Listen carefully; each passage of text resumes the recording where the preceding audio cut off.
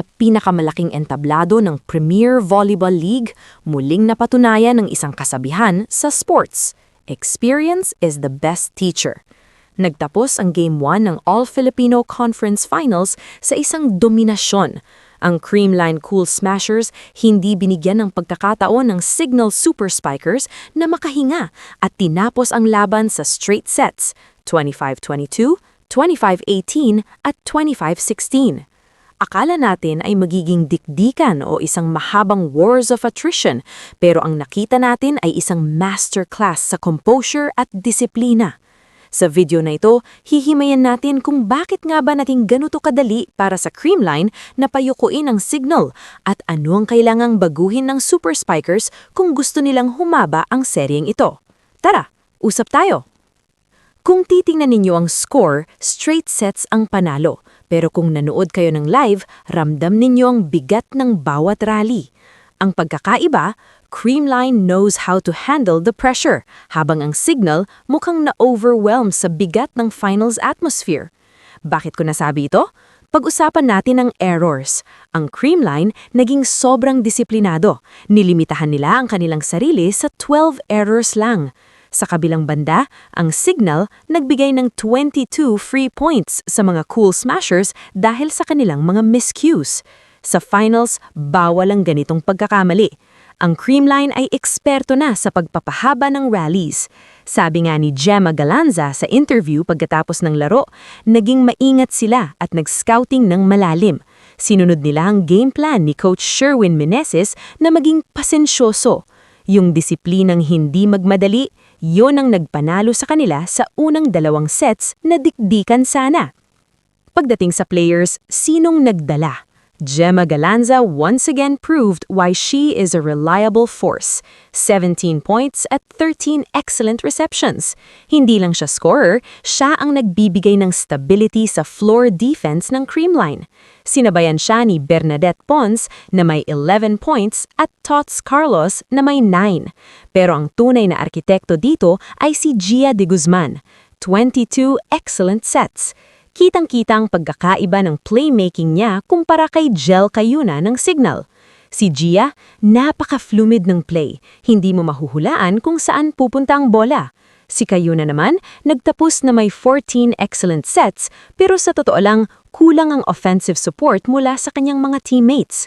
Bukod kay Vanny Gandler na nag-deliver din ng 17 points at Erica Santos na may 10, halos hindi na umabot ng double digits ang iba pang scorers ng Signal. Nung na-isolate ang Signal, nawala ang rhythm nila. Samantalang ang Creamline, kahit sinong paglaruin, kahit sinong ipasok, consistent ang output. Iyan ang tinatawag na depth. Ano ang naging problema ng Signal? Una, ang mental aspect. Sa unang 2 sets, sumasabay sila. Pero pagdating sa endgame, pagdating sa pressure points, doon nagkakaroon ng gap. Hindi nila nababasag ang composure ng Creamline. Pangalawa, kailangan ng mas balanced attack. Hindi pwedeng umasa lang kay Gandler. Yung mga crucial players tulad nila Tintiam Zone at yung middle blockers ng Signal, kailangan nilang mag-step up. Sa Game 1, na-neutralize sila ng blocking ni Bea De Leon at Pangs Panaga. Ang depensa ng Creamline sa net, napaka-timely. Hindi sila nag-o-overcommit. Binabasa nila ang laro ni Cayuna.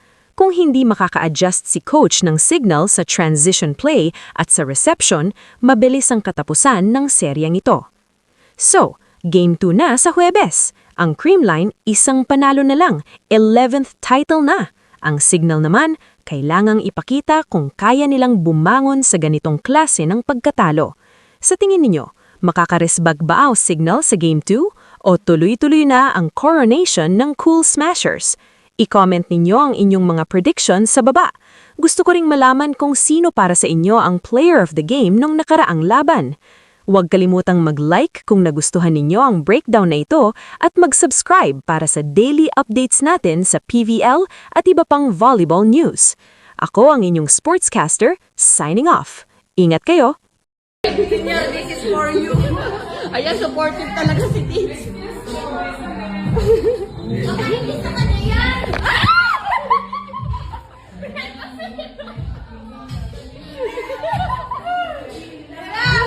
Okay na yan!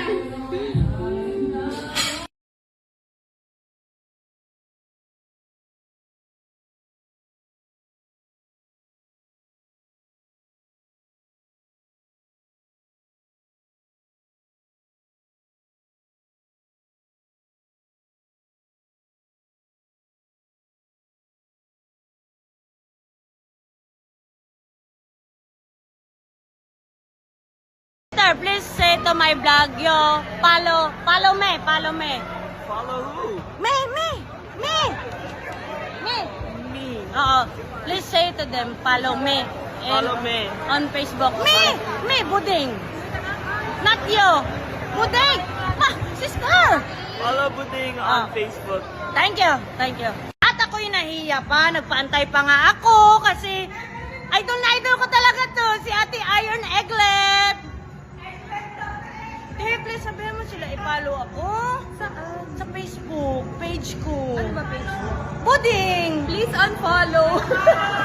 Please unfollow Buding. Bagsak yung followers ko. Same kayong sinabi ni Ate Eliza. Ay, please follow po Ay! on Facebook. Thank you. Libre kitang kape.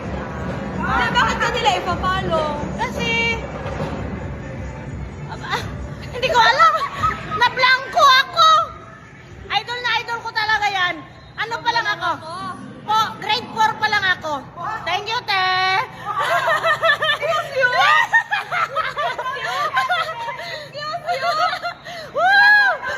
Bihin ka na naman, ano yun? Tingnan mo kasi. Huwag na. Ayan o. Eh, kasya naman pala. Wait lang. Ayan o. Take out baka mo.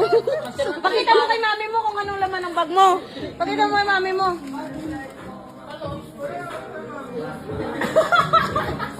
Take out daw. Barikay focusing. Barikay. Morning. Oh, ayan yung may-ari. Oh, chismis ng chismis. Pa-video daw, video. Working. Ay, taray. Bade, anong purpose ng ganyan mo? Wala na yan. Agay! Ayun o. Wait lang, ay. Dito na, sa kamay. Agay! Agay. Para mabilis, no? Tinutong pa eh. Hindi kaya itong pagwa. Sige nga, ikaroon mo din mamaya. Gano'n mo nga. May hindi ko kaya yan. Better hair. Yan, okay.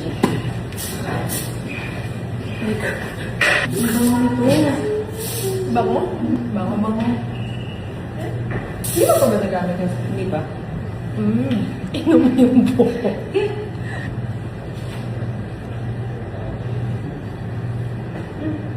Maligay.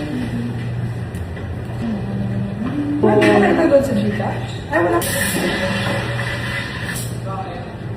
Yung parang... Paglasing mo tayo sa...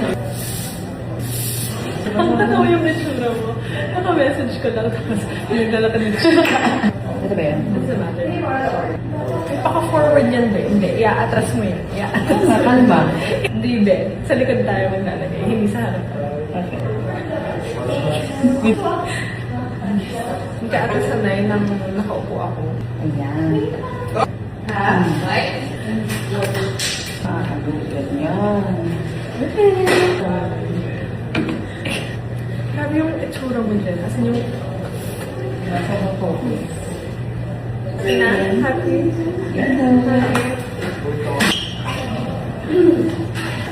Miss, sago ka natin. Last time na po niya yun.